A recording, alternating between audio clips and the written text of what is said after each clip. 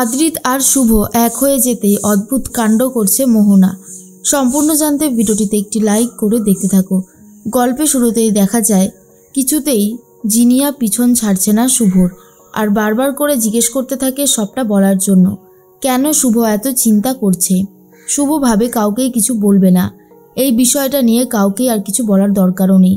কিন্তু জিনিয়া বারবার করে এতটাই জিজ্ঞেস করতে থাকে, তাই শুভ বাধ্য হয়ে মুখ খোলে আর বলে, আসলে মোহনা যে বাড়াবাড়িটা করছে সেটা নিয়েই আমার ভাবনা চিন্তা চলছে আর কি। আমি তো কোনোভাবেই এটা মেনে নিতে পারছি না। জিনিয়া তখন বলে, মেনে নিতে পারছো না মানে কি হয়েছেটা কি সেটা খুলে বলো, তাহলেই আমরা বুঝতে পারবো। শুভ তখন বলে, আসলে যেটা হয়েছে সেটা খুব একটা ভালো কিছু হয়নি। বারবার করে মোহনা আদ্রিতকে নিজের কাছে টানার চেষ্টা করছে, যেটা আমার একদমই ভালো লাগছে না। জিনিয়া ভাবে, এই তো আমি তো এই সুযোগটাই খুঁজছিলাম। যত তাড়াতাড়ি সম্ভব আমি আদ্রিতকে আর মোহনাকে এক করে দেব, আর শুভ হাড়ে হাড়ে বুঝবে কেমন জ্বালা লাগে।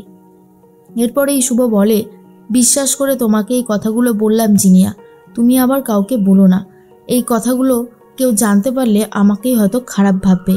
তখন জিনিয়া বলে, না না, আমি এসব কথা কাউকেই বলবো না। এর মাঝখানে দেখা যায় বারবার করে মোহনা ফোন করতে থাকে, মেসেজ করতে থাকে আদ্রিতকে। সবে সবে আদ্রিত অফিস থেকে ফিরেছে, আর তখন আদ্রিত মোহনার এই মেসেজ, মোহনার এই ফোন কল কিছুতেই রিসিভ করতে চায় না। আর মোহনা ওই জন্য আরও বেশি করে রেগে গেছে, আর ভাবে, এত বার করে আমি আয়ানের সাথে কথা বলার চেষ্টা করছি, কোনোভাবেই আর আয়ানের সাথে কথা বলতে পারছি না। কেন যে ও আমার সাথে এরকম করছে কে জানে। আমি যদি ওকে নতুন জীবন না দিতাম তাহলে কি ও শুভর সাথে ঘর সংসার করতে পারতো? তাও ও আমার সাথে এরকম ইগনোর করছে। এর মাঝখানে জিনিয়া ভাবে, যেভাবেই হোক সমিতের সাথে বিয়েটা যত তাড়াতাড়ি সম্ভব ফাইনাল করে নিতে হবে। অনেকটা রাত হয়ে গেছে, ডোনা এখনও বাড়িতে ফেরেনি। এর কিছুক্ষণ পরেই ডোনা বাড়িতে ফিরে আসলে ঋদ্ধির সাথে তো অনেক ঝামেলা লাগে। আর তখনই ঋদ্ধি বলে, কি ব্যাপার ডোনা, তোমার এত লেট হচ্ছে কেন? ডোনা তখন বলে, আসলে যেটা হয়েছে সেটা খুব একটা যে তাড়াতাড়ি হবার সেরকমও নয়। আমি তো একটা বিজনেস করি, তো আমাকে সেটা সামলাতে হয়। তখনই ঋদ্ধি বলে, তুমি এই বিজনেস করতে গিয়ে সংসার অ্যাভয়েড করতে পারো না।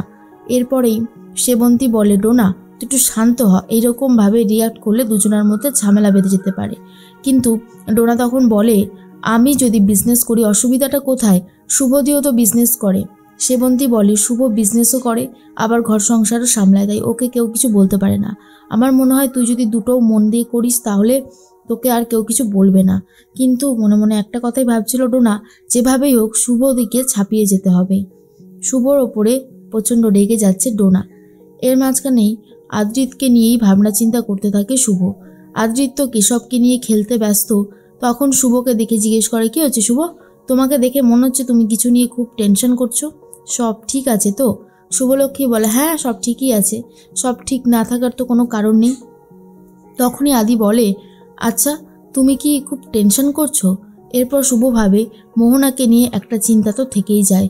যতই হোক না কেন ও বারবারই তোমাকে আমার কাছ থেকে কেড়ে নেওয়ার চেষ্টা করবে, কিন্তু আমি সেটা হতে দেব না, কিছুতেই হতে দেব না। যতটা আগে হয় আমি আটকাবো। এরপরে জিনিয়া ভাবে মোহনার সাথে কথা বলে আদিকে মোহনার কাছে পাঠিয়ে দিতে হবে, আর শুভ এখানে থাকবে, তখন বুঝবে কেমন লাগে। আর আমি সমিতকে বিয়ে করে এই বাড়িতে ঢুকে যাব, তারপর এই বাড়িতে রাজত্ব করব শুধুমাত্র আমি। এইসবে প্ল্যান করতে থাকে, আর এদিকে মোহনা ছটপট করতে থাকে কখন আয়ানের সাথে কথা বলবে।